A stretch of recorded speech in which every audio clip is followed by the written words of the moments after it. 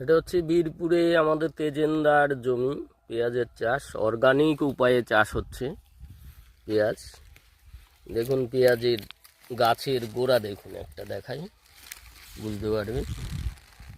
তো এরকম প্রতিটা গাছ পেঁয়াজ সবে কলি ভাঙা হচ্ছে, পেঁয়াজ এখন নামতে শুরু করেছে।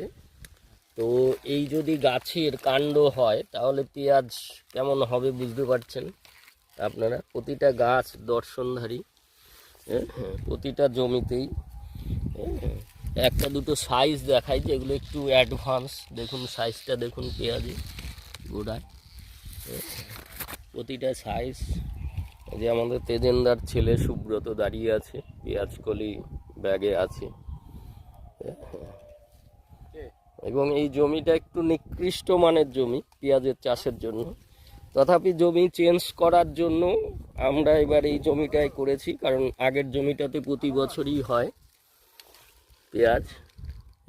এই দেখুন মাটি ফেটে পেঁয়াজ আস্তে আস্তে বড় হচ্ছে এবং গাছের গর্দান দেখুন দর্শনধারী। তো সবাইকে বলবো অর্গানিকে ফিরে আসুন।